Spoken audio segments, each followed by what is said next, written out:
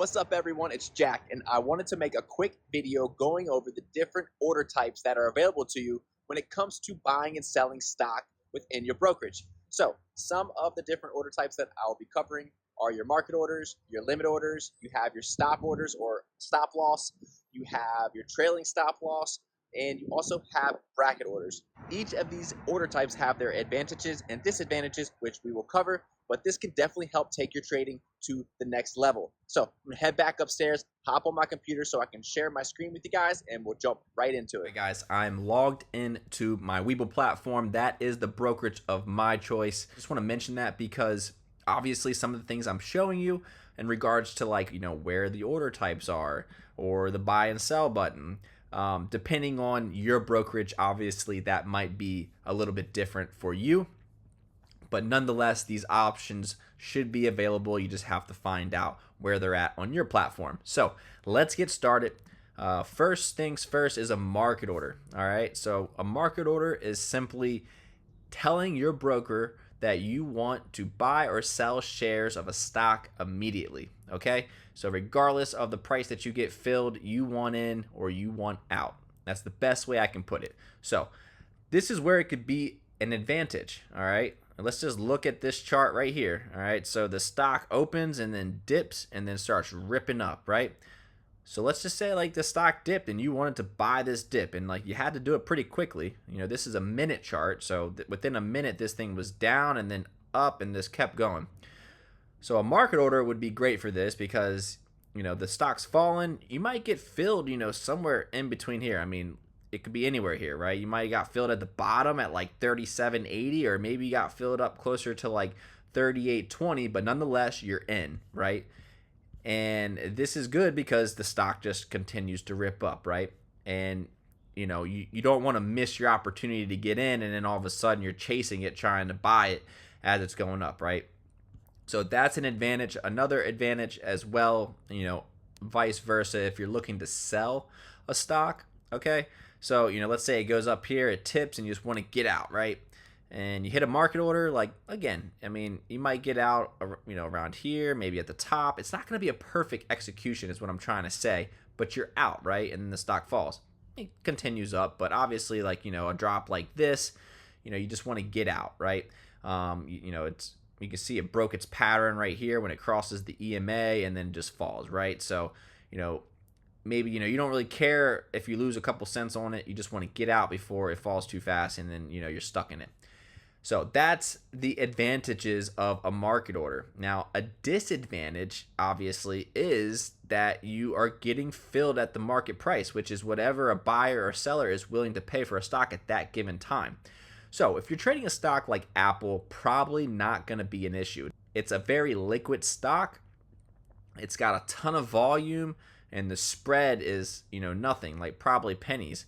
Let's look at it real quick, right? So the spread over here, you can see my level 2 data. All right, you may have to subscribe to get this on your brokerage. You don't need it, but for this example and what I'm trying to explain, this is a spread. All right, so a spread is the difference between the bid and the ask. The bid is what someone's willing to buy your shares for right now if you were to sell, and the ask is what you could buy the shares for right now if you wanted to buy. Okay. So, in other words, if you were going to buy Apple right now, you're going to get filled at $22.95, even though the stock's trading at $22.87. All right. Again, I mean, this is like pennies on a stock like this, not a big deal.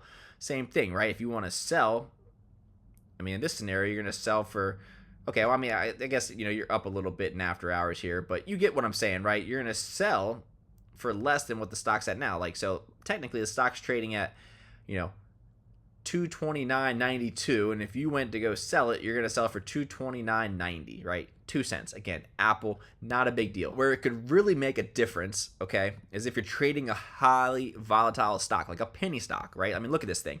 This chart is ugly. I'm not going to lie. I mean, I usually would never trade something like this, but I mean, you get to see how choppy it is. I mean, there's no volume. I mean, this is a prime example of when not to use a market order, all right, where it would be a big disadvantage to you, all right? Going back to my spread, right? Look at the spread on this thing. It closed at 255, which is where it's trading at now in after hours. This isn't exactly accurate because it is after hours, but by way of example, sometimes the market will be open and this will be your spread, depending on how volatile the stock is at that time. And this is pretty much saying like, hey, even though the stock's at 255, you can sell it right now for 246. So if this thing was ripping up and you wanted to get out at 255 and you did a market order, you're actually going to get out probably closer to 246. All right. And I know that doesn't seem like much, but on a penny stock, that actually adds up. Let's see, 246. That's 3.5% lower that you're getting filled than where the stock's actually at. Same thing. Let's say I wanted to buy this thing. Well, to buy it right now with a market order, it's going to cost you $265. All right. So in other words, you're going to pay another 3.5% extra for the stock, right? This is where a market order can be terrible if you're trading a stock like this. Again, if you're trading one of these, Magnificent Seven stocks, Microsoft, Apple, Amazon, use market order all day. Probably really doesn't matter. You're getting filled within a couple cents of it, right? But if you're trading a more volatile stock, then I highly recommend using a limit order in that scenario, which takes us to the next order type I want to cover, all right, is the limit order. Now, in contrast to the market order, a limit order is where you set the limit that you want to buy it, okay? So let's say this thing, starts falling down. I'm like, hey, if this comes back down to here, I want to buy another 100 shares, right?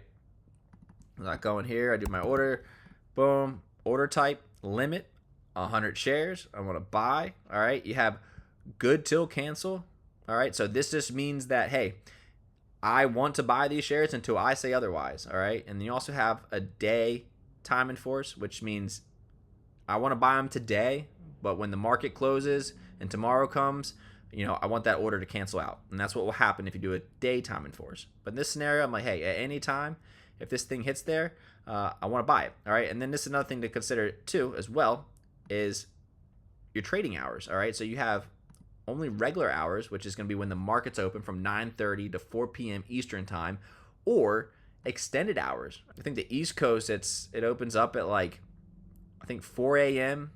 Till 9:30, right, a.m. when the market opens. And then the aftermarket is open from 4 p.m. to 8 p.m. So you can actually trade in those hours when the market is closed as well.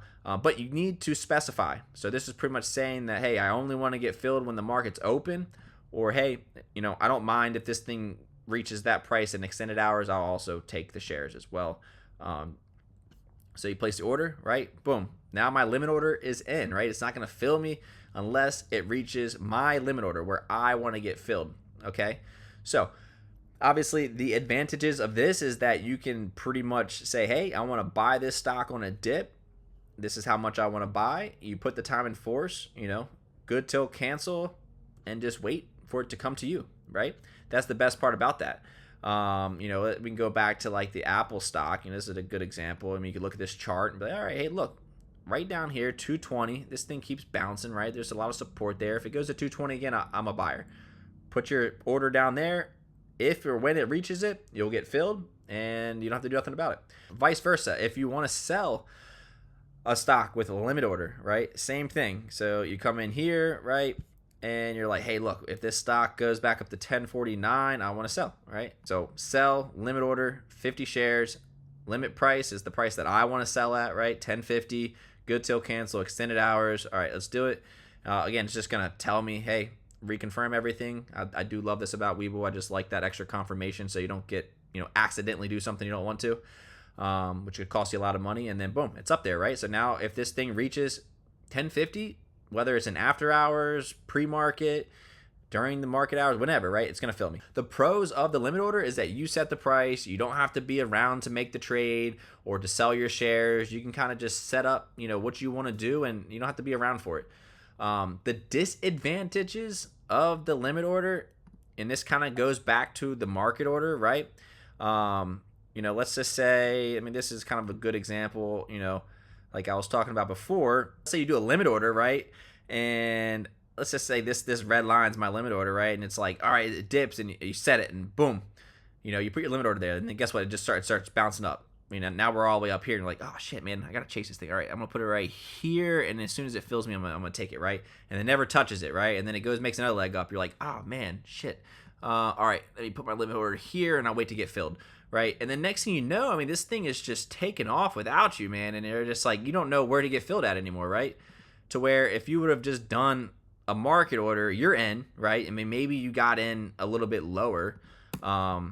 You know, maybe it wasn't exactly where you wanted, you know, but you got in probably somewhere around here, even if it's up here, right? I mean, you're still getting in at a decent price, not a perfect entry, I guess, right? But you got in because you really thought this thing was going to go. Where a limit order, you can find yourself just kind of chasing it. And that's what I'm trying to drive home here with the limit order. I've been stuck doing it so many times. Vice versa, if I want to sell a stock, right, and it gets up here and I'm like, all right, if it goes just an inch higher, I'm getting out, right? And then it never reaches it and it drops. And I'm like, shit, okay. And all right, I tell you what, if it goes back up and reaches here again, I'm going to get out, right? And then it goes up and it doesn't quite make it, right? And then look what happens. Boom, it just drops. And I'm like, oh man, and I'm like sitting here like chasing my limit order, like trying to get out, when in hindsight, like, I mean, I wanted to take profits, like get out then, right? I mean, what's a difference of like, you know, a couple cents? At the end of the day, not a lot, especially if this could happen. So I think you understand what I'm saying there. Those are kind of the pros and cons of a limit order. Moving on to the next. All right, so let's do the stop order. This is something, you know, that I highly recommend every trader use, and I'll be the first to say I'm not the best at it. You know, it's easier said than done, but you know, you got to learn how to take losses, and that's one thing that I'm learning, you know, as I keep trading. But stop loss. All right, so we're gonna come over here. All right, sell. You do a stop order, right? And let's just say I want to sell 100 shares. All right. You know, if it falls back, I mean, ideally, you know, maybe you would do your whole position size, but in this scenario, you know, 100 shares, all right, that's my stop order, right? So this is kind of my thought process here, right? I mean, a stop order is what it sounds, right? It's an order to stop you out or to get you out of your position if a stock falls below a certain price. So in this scenario, I'm saying, hey, if the stock falls below, you know, 1019, and we can see here it kind of bounces. Maybe if it breaks it, it's actually going to fall all the way back down. Then I want to sell 100 shares, right? And then by doing that, I'm locking in profits as well. You can see my positions down here. So if it falls, I get stopped out. Hey, I'm still making some money. I don't want it to come all the way back down here, right? That's a stop order. And then obviously, I mean, it just depends on your trading style and what you're trying to accomplish here. But, you know, you could look at this on like a bigger time frame and say, hey, look, like this is a bunch of support right here. You know, like I'm okay being in this thing as long as it doesn't break that support. So then you move your stop loss down here, right? And then in this scenario, yeah, I'm going to take a small loss, but the chances are that, you know, if it breaks this support again, it could come all the way down to like, you know, $9, $9.50 again. And then it just kind of minimizes your loss. That's what a stop loss is in a nutshell. Now there is a hard stop loss, which is what this is, a stop order. Okay. And then you have a stop limit. All right. You can see over here, stop limit. All right. So the only difference between these is that a hard stop is like a market order. If I have this thing up here and, you know, for whatever reason, some news comes out and this stock just rips down, it is going to stop me out. But is it going to be at 1013? Probably not if the stock just falls down, you know, quickly. You know, maybe I'm getting out closer to like, you know, 1007, 1008. Like chances are it's probably going to be a little bit less, but you're out regardless, right? Now, if you have a stop limit at 1013 and this thing just rips right past it, there is a small chance that you don't even get stopped out and that it just blows right past your stop loss and you're still in the position. It kind of defeats the purpose. And again, this is probably only a thing to worry about with like, you know, a highly volatile stock. Again, if it's a bigger stock like Amazon, Apple, I mean, it's so liquid. There's so much volume. There will be a buyer for you there. But again, if you're trading something that's very volatile, that has like really big moves, you know, some news comes out or something and it rips right past it, it could just rip right past your stop loss. And that's going to be a disadvantage of obviously a stop limit. And then, you know, I mean, I guess there's really no disadvantage of a stop loss. But let's say you put your stop loss down here, like right where these wicks are, right? You get stopped out and then the stock continues up. I mean, yeah, that might happen, right? That's, I guess, the only downfall of a stop loss. But I guess the biggest thing is you have to have a plan when you make a trade. You know, have an idea of, hey, where you're going to take profits, where you're going to get out if the trade doesn't go your way. And, you know, that's what a stop loss is for. All right, moving on to the next is a trailing stop loss. exactly how it sounds. I think this is a beautiful example of how a trailing stop loss would be like very beneficial. You can see where this like stock just like follows this green line, right? You could do a trailing stop loss. I mean, you got to consider how much you want to trail it though, right? I mean, this was at $41 at one point and dropped almost $1, right? So you could say, hey, I want to trail this thing by $1. Obviously in this scenario, I probably would have done something tighter. I mean, once you got past this, it was very tight, right? It just stayed right here. You probably could have done like 50 cents trailing stop loss at that point. And, you're just fine. And then you probably would have got stopped out right here, right? You went up 10.19. It would have been, probably would have just stopped you out.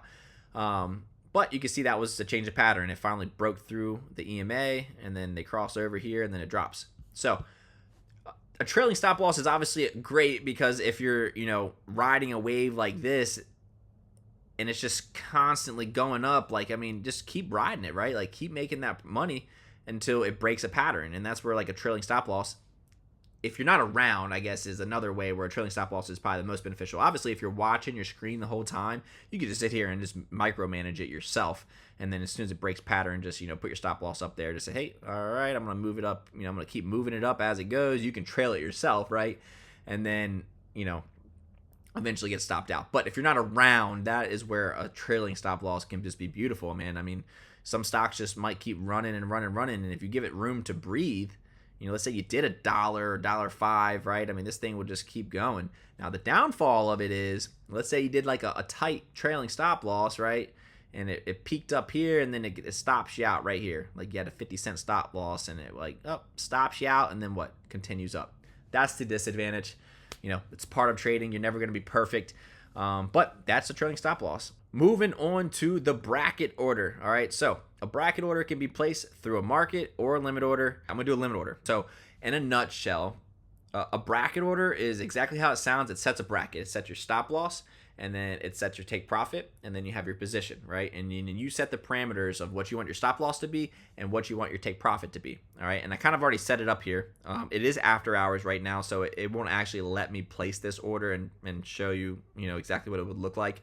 But I drew lines, and it's essentially the same idea, right? So this blue line is where I would be filled. So in this scenario, through 38, 68 is what I'm saying that I'm going to get, I'm okay. If this thing drops back down to here, you have some support, I'll get in, right? And then I'm going to set, so you go down here, right? So there is no actually like order type that says bracket order, but it's down here, right? And this is where, again, every brokerage is going to be different, but you can see I can choose a limit order, and I can also choose I want to stop and a take profit, right?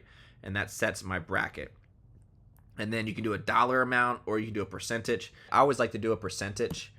So I do like, let's just say, by way of example, I'll do, I'm willing to lose 1% on the trade and I want to take profits at 5%. So this is pretty much the parameters. Again, if I hit buy, it'll come up here, it'll confirm everything that you're doing. You have your stop loss, your sell order, your buy order, what the take profit would be, what the loss would be. You hit buy. Again, it's not going to let me do it because I'm in after hours. But nonetheless, it would look just like this on the chart. In this scenario, you would have your stop loss, you would have your order, assuming it came down here and got filled, and then you have your take profit at 5%, right? So the cool thing about this, and like the biggest advantage, right, is that this is like a set it and forget it. I can say, hey, look, if this thing falls back down, I want in, and then if it breaks this support, I want to get out, right? That's my stop loss, and then you literally can just set it and forget it. It could take a day, 2 days for this to actually happen your way, but there's that scenario where you just, you come back to your computer or phone, you look at it, hey, look, I got filled and it already took my profit. Like it just did the trade for you. That's the cool thing about the bracket order. But the only downfall, I guess, is that obviously, you're not watching the screen as much. You can't really see what's happening. I mean, it would suck for you to, get filled here, this thing rip up to like right here, like so close to your take profit, and then fall all the way back down and stop you out, right? That's the disadvantage of a bracket order. But that's all I have for you guys in this one. I hope you enjoyed it. If you like this video and this type of content, please like and subscribe to the channel. Leave a comment. Let me know what you would like to see in the future. And also, if you like the Webull platform, I'll leave a link in the description down below, where if you sign up with that link, you'll get some free stocks to get started. And other than that, I'll see you guys in the next one.